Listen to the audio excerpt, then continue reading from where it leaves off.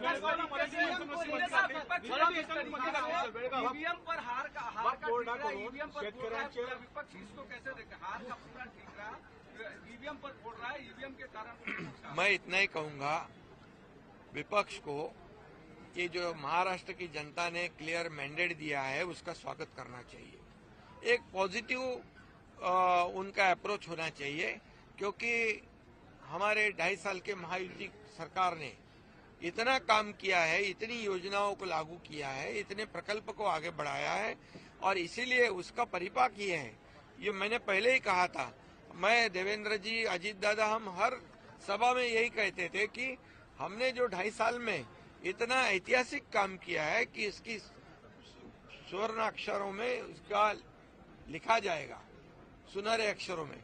क्योंकि एक तरफ जो विकास के प्रकल्प बंद थे वो हमने शुरू कर दिए, दूसरी तरफ लोक कल्याणकारी योजनाएं हमने शुरू कर दी और उसमें हर घटक को लिया है। लाडली बहना से लेके लाडले भाई से लेके लाडले किसान से लेके लाडले ज्येष्ठ से लेके सभी लोगों को उसमें सरकार ने योगदान उनका देखकर सहयोग किया है। और इसीलिए मैं ये इतना ही कहूंगा कि उनका जो अभी झारखंड में चुनाव हुआ, प्रियंका गांधी जी का चुनाव हुआ, कई लोगों का चुनाव हुआ, ये इधर का नांदेड़ बाई इलेक्शन का चुनाव हो गया, उसमें भी कांग्रेस की जीत हुई है। तो ये सब जब उनकी जीत होती है तो ये ईवीएम अच्छी है, उनकी जीत होती है, उनके बाजू से निकाल होता है तो इलेक्शन कमीशन के निर्णय अच्छे होते हैं, उनके बाजू से अगर फैसला होता है तो सुप्रीम कोर्ट अच्छा होता है। अगर सही फैसला सुनाने के बाद तुरंत वो एजेंसी, वो यंत्रणा गलत हो जाती है, गलत उसको साबित किया जाता है। ये पिछले कई सालों से शुरू है, इसको भी बंद करना चाहिए रोना धोना। ये जो आज मैं कहूंगा कि लोकसभा में हमें महायुति के 2,48,12,000 वोट मिले और 43.55% वोट मिले और महाविकास आघाड़ी को 50 लाख मिले, 43.71 मीन्स पॉइंट का फर्क है, कुछ पॉइंट का फर्क है, लेकिन हमें जगह मिली 17 और उनको मिली 31। तब हम क्या कहेंगे? तभी ईवीएम का घोटाला नहीं कहा उन्होंने।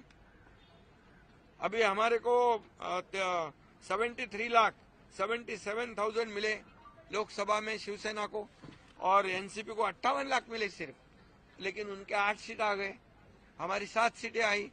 तभी क्या ईवीएम का घोटाला हो? तभी बोले नहीं कुछ। इसका मतलब क्या है? यहाँ पर अभी भी मैं कहूंगा कि महायुति को 49.30% वोट मिला है अभी विधानसभा में और इनको महाविकास आघाड़ी को, मतलब महायुति को 3,18,00,000, महाविकास आघाड़ी को 2,35,00,000। तो वोट कितने, 1 करोड़ का फर्क है। और ये ऐसा कोई भी नहीं कह सकता है, क्योंकि हर चुनाव क्षेत्र में हर कैंडिडेट को मार्जिन जो है कम ज्यादा मिलता है, तो इसको सभी एक ही तराजू में तौल नहीं सकते हम। इसलिए मैं यही कहूंगा कि अभी उन्होंने ये ईवीएम वाला जो मामला है, अभी बोले शिवसेना को इतने कम सीटें मिली 16 और हमें मिली 57। तो शिवसेना ने, कांग्रेस ने तो 100 के ऊपर लड़ी थी, हम तो 80 लड़े थे। तो ये भी बात है। तो इसका विश्लेषण करते समय लोगों ने सही विश्लेषण करना चाहिए, क्योंकि ये सिर्फ अभी नासिक में मालेगांव में 1,98,869 चुनाव वोट मिले लोकसभा में और अभी विधानसभा में 7,527। उधर बीजेपी का कैंडिडेट नहीं। फिर ये क्या, किसने हैक कर दी मशीन? ये सब चुनाव हारने के बाद ये ऐसे बात करना उचित नहीं है। इससे लोगों के दिशाभूल करने का काम जो है वो कर रहे हैं। अभी वो कोई किधर, किसी को लगता है बैलेट में चुनाव ले लो, किसी को लगता है ईवीएम में ले लो, ऐसा नहीं होता है ना। ये संविधान की बात है, ये सभी जो काम निर्णय है वो नियम के अनुसार होते हैं। और इसलिए मैं इतना ही कहूंगा कि ये चुनाव हमने महायुति सरकार ने जीता है, ये काम के बलबूते पे जीता है और लोगों ने जो मैंडेट दिया है, ये मैंडेट को वो विपक्ष ने स्वागत करना चाहिए और साथ देना चाहिए इस राज्य के विकास के लिए।